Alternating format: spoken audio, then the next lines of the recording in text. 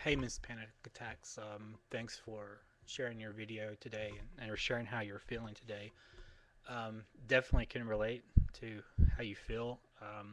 For me right now, I don't think I don't think that I feel physically or emotionally probably as bad as you do, but basically that's just because I still have Klonopin in my system, and I'm tapering off of it. I'm not doing it cold turkey. Like I've said in other videos, if I don't feel like I made any progress within probably 3 weeks, I'll most likely check myself in a detox. I think at that point, I'm hoping that the detox will be a little bit easier, only because I will have, I guess if I'm thinking of it correctly, I'll be detoxing from less of a benzo dosage than I have right now in my body. If I said that right, and if it makes sense, I hope so. But yeah, I'm glad you got on your motorcycle, but definitely also glad you kind of got off of it too. Because if you're not feeling that great, being on a bike is maybe not the safest thing to do. But still, it's good that you're still able to get out. That's for certain.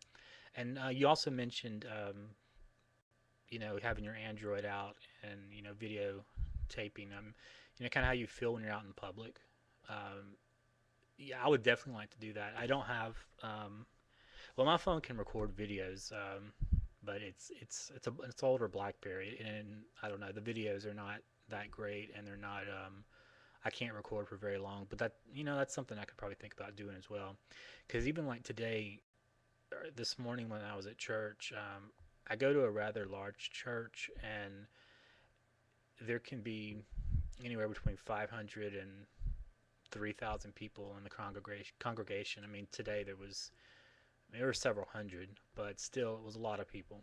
And I sat in the back, um, pretty much by myself, and didn't talk to anybody. But you know, being in a public place like that, it's it does make my anxiety level increase.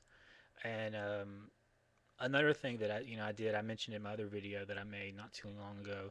I stopped by Rite Aid pharmacy to check my blood pressure, and mainly just doing this because my doctor wants me to do it because my blood pressure was high when I went there a week or so ago, and he said it was probably high because I had a headache, and that's probably true, most likely, because normally my blood pressure is pretty normal.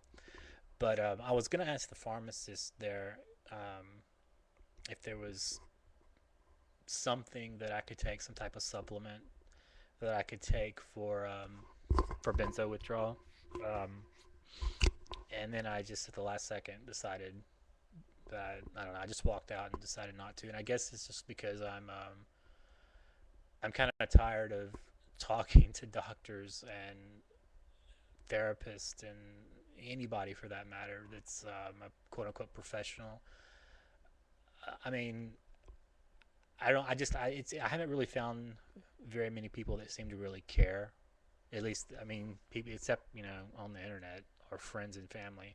But as far as professionals, I've found very few people that seem to really care or maybe even know what people that are coming off benzos really they know what they're going through. They don't seem to know, or they just don't care.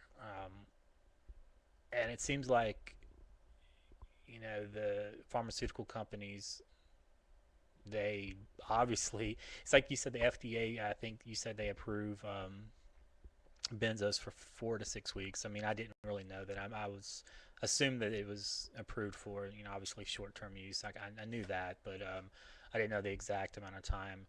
But I mean, the pharmaceutical companies, they're in it to make money. I mean, that's obvious. I mean, they're a business, and I mean, while benzo can help somebody, um, I've just seen it in my own life and um, friends and family members that it just ends up doing more harm than good. I mean, maybe if somebody was on it for a few days, um, I don't know if they're dealing with some kind of crisis or something. Maybe that would be okay, but I've never known anybody to take a benzo for 3 days. I've Everybody that I've known from when I was growing up, I knew people or family members that were taking. I don't know what this one person was taking, but it might have been Valium. But it was for years and years and years, and whether this person is still taking Valium, I don't really know. I just remember it always being an issue in my family, and I was growing up, and I didn't even know what Valium was. I knew it was a pill, but I just always knew this person was just always seemed on the edge for the most part, and I didn't. I want to say that I laughed at this person. I mean, she was a family member. She's an aunt actually mine, and it just always seemed to be like within the small circles of my family, um, just somebody that always had a lot of problems or issues in their life, and I don't know. It was just a touchy subject, and now here I am, you know, 25 years later, going through the probably the same thing that she was going through, and I don't know if it's genetics. It plays a role in it. It's possible. Another person in my family, I mentioned in another video, he took Klonopin for a year, and I think he was taking 90 milligrams a month, and he stopped basically cold turkey and only had the only symptom he really had was insomnia. That's what he tells me. But he's not taking it anymore, and he didn't go through detox. Or I guess he technically he did detox, but he didn't go to a detox center, and he didn't have any major withdrawals. So, um, you know, it's strange. I mean, I think that's a small percentage of people that can actually that they can do that. But also wanted to comment on you know your research on like suing the FDA and things like that. Sometimes I feel like that, and it's not so much for any money that I would probably not get, but definitely it would be nice if other people wouldn't have to go through this. I mean, I wouldn't say that I have any enemies in my life, but certainly there are people that have upset me before, and I get mad at them. But I don't think that I would ever wish this on anybody. It's just well, it's hell, obviously. And right now, I mean, I'm not feeling horrible, but at the same time, I am tapering off. So it's obviously different than stopping cold turkey. I've stopped cold turkey before. I've mentioned before in other videos, and I've been sort of forced to do it because I've run out of the Klonopin. And so for 2 or 3 days without the Klonopin, um, it was just a nightmare. It was like I was losing my mind, hallucinating. Anxiety was through the roof. I can't even describe. Well, I mean, and you know how it is, so it's not that I need to describe how it is. But as far as like going back to like suing the FDA, I mean, sometimes I do think that it would be nice to have compensation for lost wages, only because I think I mentioned this in one other video that I did end up resigning from a job, a really good job, in September 2007. And in retrospect, I think it was the Klonopin that I was taking. And at that point, I was on it for about a year. And,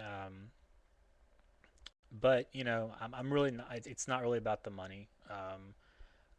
It would be nice if I could start over, go back 4 years and never take this medicine. But it was never forced on me. It was prescribed by a psychiatrist, and um, I assumed that he knew it was best for me. But um, if I knew what I knew now, I definitely would have not taken it. I would have dealt with my anxiety other ways, a natural way of some sorts. But anyway, I'm gonna end the video, but I just wanted to basically say hello and keep up the good work. I think you said it was 11 days that you haven't had any Xanax. I mean, and that's pretty awesome. So hopefully